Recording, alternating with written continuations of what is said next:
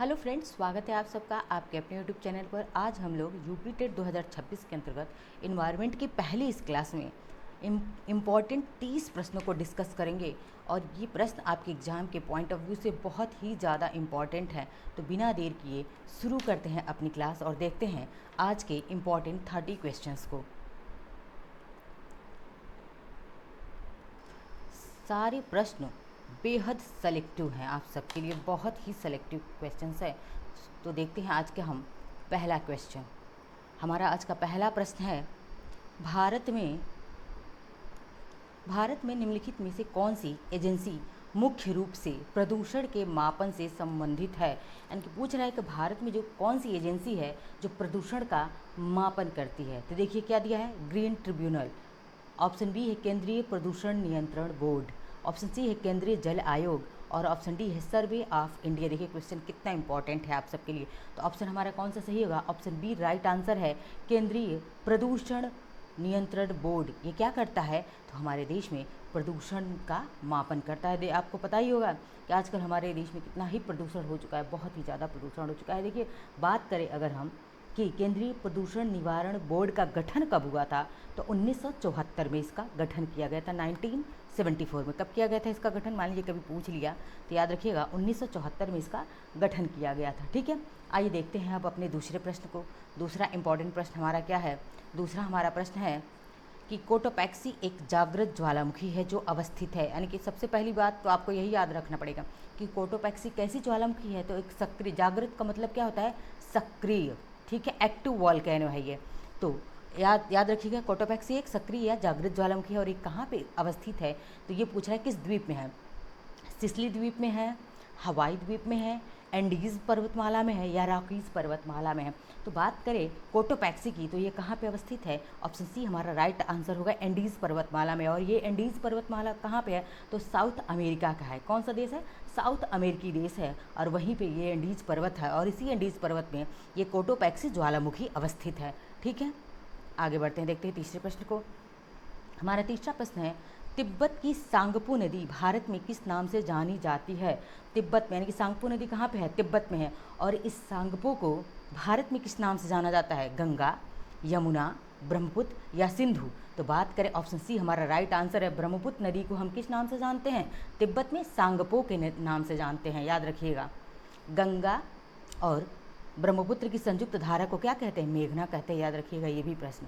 चौथा प्रश्न है, घास भूमि क्षेत्र के परितंत्र की खाद्य श्रृंखला में सबसे उच्च स्तर के उपभोक्ता कौन होते हैं। अब किसका पूछा है, तो देखिए याद रखिएगा घास भूमि का पूछा हुआ है और खाद्य श्रृंखला में सबसे टॉप पर कौन सा रहता है। तो देखिए सबसे टॉप पर कौन सा रहता है, शाकाहारी, मांसाहारी, जीवाणु, मांसाहारी या शाकाहारी। तो सबसे टॉप पे खाद्य श्रृंखला में परितंत्र की घास भूमि की खाद्य श्रृंखला में और इस पर सबसे ऊपर मांसाहारी रहते हैं। ऑप्शन बी क्या होता है, राइट आंसर। देखिए सबसे पहले क्या होते हैं, देखिए यहाँ पे समझने का प्रयास कीजिए। सबसे पहले मैं शॉर्ट वर्ड्स में लिखते जा रही हूँ कि सबसे टॉप पे कौन होता है, तो प्रोड्यूसर, पी मैंने लिख दिया, उत्पादक, प्रोड्यूसर होते हैं। उसके बाद से क्या होता है, इसके नीचे जो क्या होते हैं, तो प्राइमरी उपभोक्ता, प्राइमरी कंज्यूमर होते हैं, पीसी मैंने लिख दिया कि प्राइमरी कंज्यूमर होते हैं। उसके बाद से क्या होता है, सेकेंडरी कंज्यूमर होते हैं और उस सेकेंडरी कंज्यूमर के बाद से क्या होते हैं, टर्सियरी कंज्यूमर आते हैं, तीसरे नंबर के उपभोक्ता आते हैं। और इन तीसरे नंबर के टर्सियरी कंज्यूमर के बाद से क्या आता है, तो इसके बाद से आता है क्या, सबसे लास्ट में अपघटक आते हैं, यानी कि जो इनको क्या कहते हैं, इन सबको अपघटित कर देते हैं। तो देखिए प्राइमरी कंज्यूमर कौन सा हो गया, तो प्राइमरी कंज्यूमर में कौन कौन से होते हैं उत्पादक हमारे प्राइमरी में, पौधे, वनस्पति और घास। और इनको खाने वाले को क्या कहते हैं, प्राथमिक उपभोक्ता कहते हैं, यानी कि प्राइमरी कंज्यूमर कहते हैं। दूसरे स्तर पे हमारे क्या आते हैं, तो दूसरे स्तर पे जो इन प्राइमरी को खाते हैं, जैसे कि घास को कौन खाएगा, खरगोश खाएगा, चूहा खाएगा, टिड्डा खाएगा। तो ये सब क्या हो गए, द्वितीयक उपभोक्ता हो गए, खरगोश, टिड्डा और चूहा।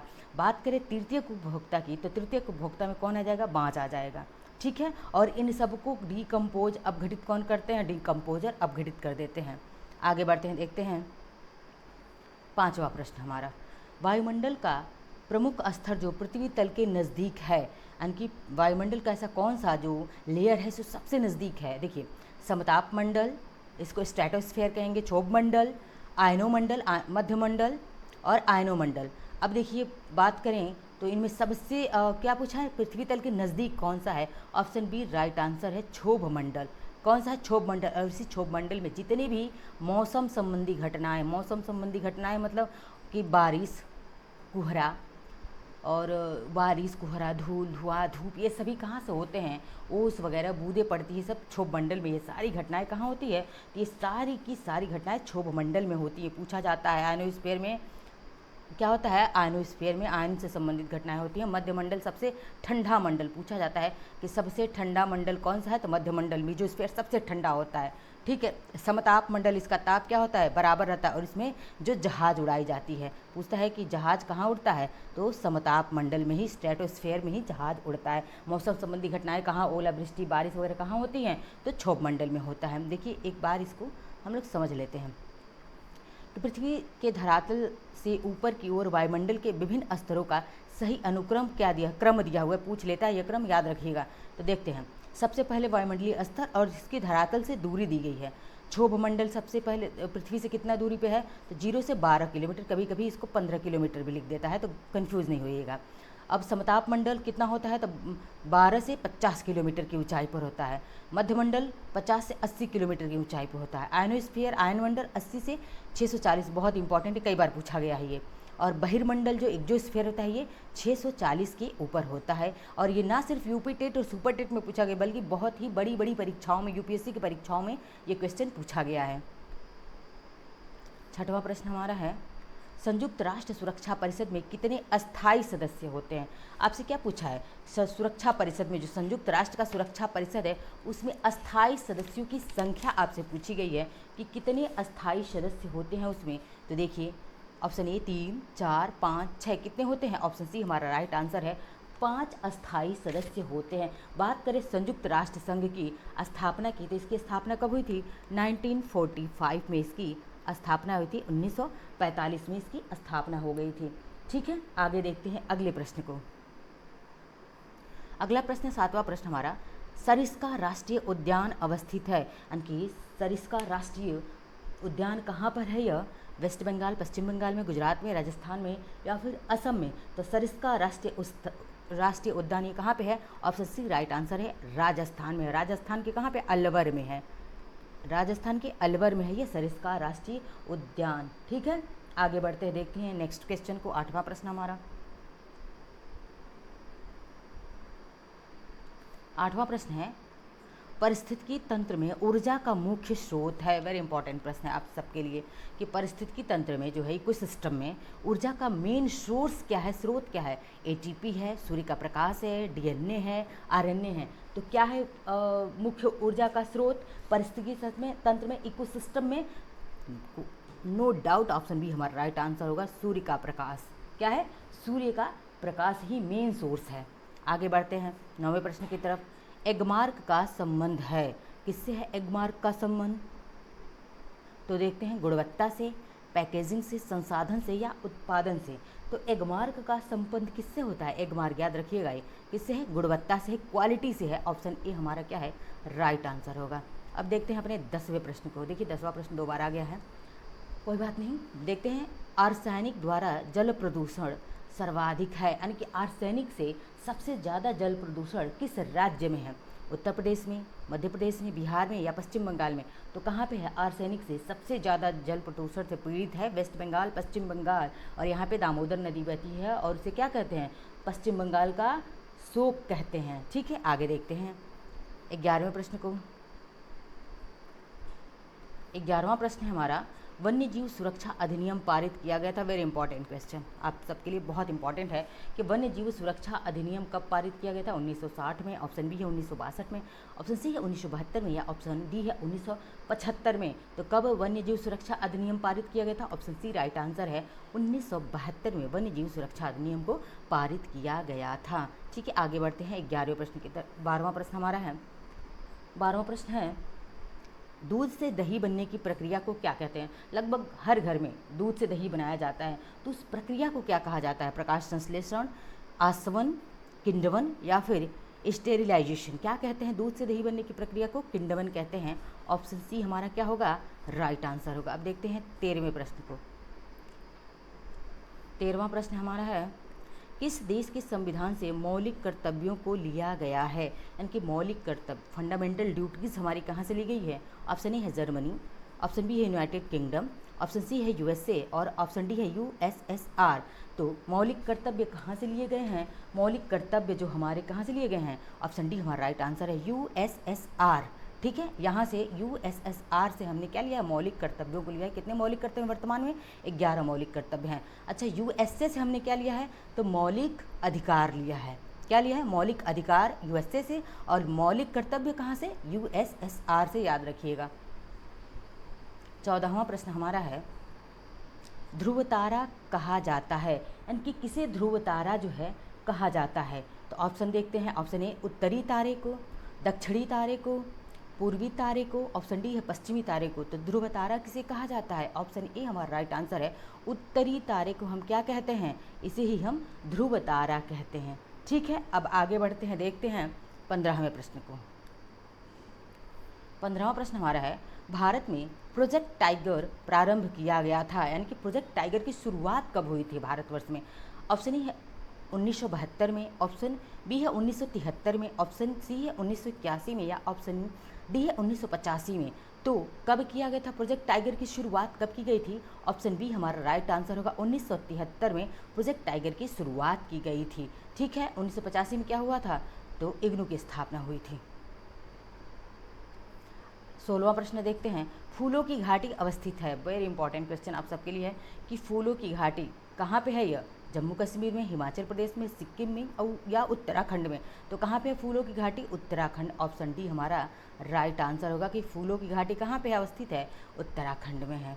साइलेंट वैली बहुत पूछता है, शांत घाटी या साइलेंट वैली। ठीक है, शांत घाटी यहीं बता देती हूँ मैं कहाँ पे है यह। तो शांत घाटी कहाँ पे, आप लोगों को पता हो तो आप कमेंट बॉक्स में बता सकते हैं। यह कहाँ पे है? केरल में है। 17वां प्रश्न देखते हैं। 17वां प्रश्न है, एक वयस्क मनुष्य मानव में कुल अस्थियों की संख्या, अस्थि मतलब क्या होती है? बोन्स, हड्डी की संख्या कितनी होती है? तो एक वयस्क मानव में कुल अस्थियों की संख्या कितनी होती है? तो ऑप्शंस देख लेते हैं कितनी होती है। Option A 305, option B 275, option C 206 और ऑप्शन डी 175। तो एक वयस्क अडल्ट ह्यूमन में कितनी हड्डियाँ होती हैं? ऑप्शन सी राइट आंसर है 206। ठीक है, कितनी होती है? 206 हड्डियाँ होती हैं। 18वें प्रश्न की तरफ बढ़ते हैं, आगे देखते हैं। 18वां प्रश्न अपना, ग्रीन पीस इंटरनेशनल का मुख्यालय अवस्थित है। तो ग्रीन पीस इंटरनेशनल का मुख्यालय कहाँ पे अवस्थित है? आपसे ये पूछ रखा है। ऑप्शन ए है न्यूयॉर्क में, ऑप्शन बी है सिडनी में, ऑप्शन सी है एम्स्टर्डम में, या फिर नागासाकी में। तो ग्रीन पीस इंटरनेशनल का मुख्यालय कहाँ पे? ऑप्शन सी राइट आंसर है, एम्स्टर्डम में है। कहाँ पे? एम्स्टर्डम में है। बहुत बार ये पूछा गया है, याद रखिएगा। ठीक है, एम्स्टर्डम जो कि कहाँ पे है? यह एम्स्टर्डम नीदरलैंड में है। ठीक है, आगे बढ़ते हैं। अब देखते हैं 19वें प्रश्न को। 19वां प्रश्न है, प्रकाश संश्लेषण के प्रकाशीय चरण के दौरान, यहाँ पे आपको भरना है, का ऑक्सीकरण एवं किसका ऑक्सीकरण होता है और किसका अपचयन होता है, आपको ये बताना है। तो देखते हैं, जल का NADP का, या फिर ऑप्शन बी NADPH2 का, या फिर CO2, या फिर CO2 और जल का, CO2 और NADPH2 का किसका होता है? तो देखिए, प्रकाश फोटोसिंथेसिस होती है उस समय जो है किसका ऑक्सीकरण होता है? तो जल का। किसका होता है? जल का, पानी का ऑक्सीकरण होता है। और अपचयन किसका होता है? NADP का। किसका होता है? NADP का अपचयन होता है। याद रखिएगा, क्वेश्चन बहुत इंपॉर्टेंट है। ऑप्शन ए हमारा क्या है? राइट आंसर होगा। आगे बढ़ते हैं, देखते हैं अगले प्रश्न को। 20वां प्रश्न हमारा है, LPG के संदर्भ में क्या सत्य नहीं है? आपसे पूछा हुआ, याद रखिएगा, क्या सत्य नहीं है, क्या रॉन्ग है LPG? ठीक है, तो देखते हैं LPG को। यह एक स्वच्छ ईंधन है, यह उच्च ऊष्मीय मान का है, यह नीले ज्वाला से जलने वाला है, यह मीथेन उत्सर्जन करने वाला है। तो क्या है? LPG एक स्वच्छ ईंधन है, ये भी सही है। यह उच्च ऊष्मीय मान का है, यह नीले ज्वाला से जलने वाला है, लेकिन यह मीथेन गैस उत्सर्जित करता है। यही क्या है? सही नहीं है। ठीक है, यही क्या है? सही नहीं है। सही नहीं पूछा है, तो यही हमारा ऑप्शन डी क्या होगा? राइट आंसर होगा। ठीक है, आगे बढ़ते हैं। देखिए, पूछता है ना कि LPG में मेनली कौन से गैस का मिश्रण होता है? LPG एलपीजी किस गैस का मिश्रण होता है? तो एलपीजी में दो गैसें होती क्या होती हैं? एक प्रोपेन होता है और एक ब्यूटेन होता है। क्या होता है? प्रोपेन और ब्यूटेन होता है। और ये एलपीजी गंध युक्त नहीं होता है, एकदम इसमें गंध होता ही नहीं है। लेकिन इस गंध के लिए क्या मिलाया जाता है? एलपीजी में गंध के लिए पूछा गया है मिथाइल मरकप्टेन। क्या मिलाया जाता है? Methyl mercaptan. और इसी से हमें पता चलता है कि गैस का रिसाव हो रहा है कि नहीं हो रहा है। ठीक है, आगे बढ़ते हैं, देखते हैं 21वें प्रश्न की तरफ। 21वां प्रश्न ऊपर चला गया। अच्छा, 21वां प्रश्न हमारा है द ओरिजिन ऑफ स्पेसीज। प्रजातियों की उत्पत्ति एक रचना है। किसकी रचना? ये किसकी बुक है? ये क्या है? एक बुक है, ओरिजिन ऑफ स्पेसीज। किसकी? अरस्तु की है, चार्ल्स डार्विन की है, मेंडल की है और रॉबर्ट हुक की है। किसकी है यह? तो देखिए, ओरिजिन ऑफ स्पेसीज बहुत ही फेमस बुक है ये। किसकी? चार्ल्स डार्विन की। ठीक है, इन्होंने ओरिजिन ऑफ स्पेसीज नामक बुक की रचना की है। किन्होंने की है? तो चार्ल्स डार्विन ने किया हुआ है। ठीक है, अब देखते हैं 22वां प्रश्न। मकर रेखा है। अब इनमें से बताना है कि इनमें से मकर रेखा कौन सी है। तो देखते हैं इनमें से मकर रेखा कौन सी है। देखिए, ऑप्शन ए 23.5 1/2 अक्षांश, या फिर 23.5 1/2 23.5 नॉर्थ, 23.5 साउथ, या 23.5 क्या है ये साउदर्न में। तो कौन सा हमारा होगा आंसर राइट? इसमें कौन सी हमारी मकर रेखा है? तो याद रखिएगा ये कौन सा है? ये 23 दिया हुआ है साउथ में। आपको option C right answer 23.5 south. ये क्या होता है? हमारी मकर रेखा होती है। और ये क्या होती है मकर रेखा? ग्लोब पर पश्चिम से पूर्व की खींची गई काल्पनिक रेखा है। कैसी है?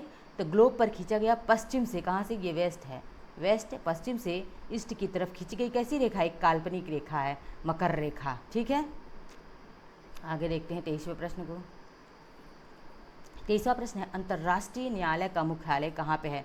तो अंतर्राष्ट्रीय न्यायालय का मुख्यालय कहाँ पे है? ऑप्शन ए जिनेवा में, ऑप्शन बी हेग में, ऑप्शन सी न्यूयॉर्क में, या फिर ऑप्शन डी पेरिस में। तो अंतर्राष्ट्रीय न्यायालय का मुख्यालय कहाँ पे है? तो यह हेग में है। कहाँ पे? हेग में है। ऑप्शन बी हमारा राइट आंसर होगा। हेग कहाँ पे है? तो यह अंतर्राष्ट्रीय न्यायालय का मुख्यालय है यह। ठीक है, और संयुक्त राष्ट्र संघ का मुख्य न्यायिक अंग है यहाँ पे। यूएनओ का क्या है? ये मुख्य न्यायिक अंग है हेग। आगे बढ़ते हैं 24वें प्रश्न की तरफ। 24वां प्रश्न है संविधान सभा ने राष्ट्रीय गान को अपनाया था।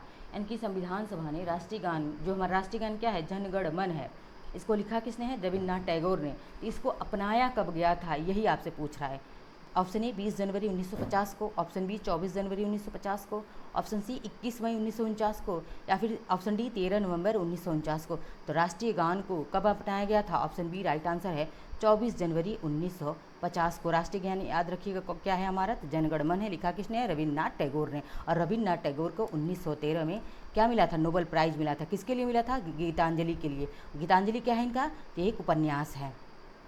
25वां प्रश्न है हमारा पुष्कर मेला कहाँ आयोजित किया जाता है? तो जयपुर में, ऑप्शन बी उदयपुर में, जोधपुर में, या अजमेर में।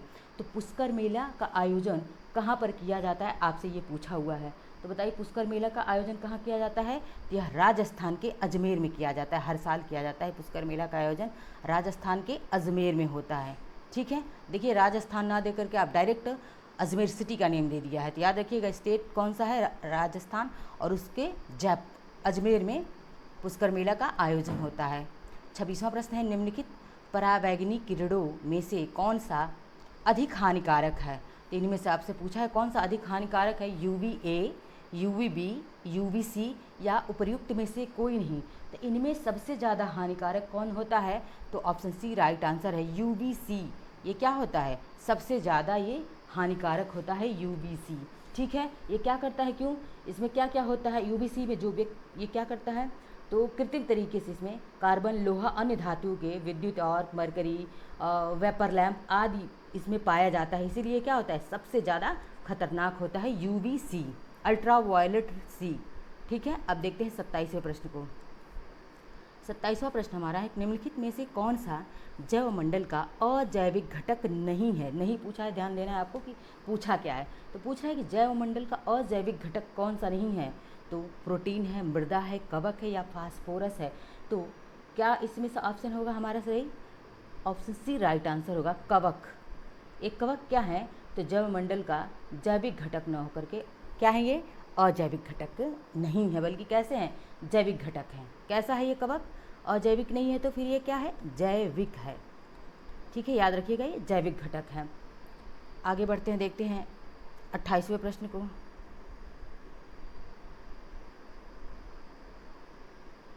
अच्छा पूछा है 28वां प्रश्न, गिर यानी कि जो शेरों के लिए है इम्पॉर्टेंट है, गिर शेर परियोजना अवस्थित है किस राज्य में है? गिर शेर परियोजना, तो यह कहाँ पे है?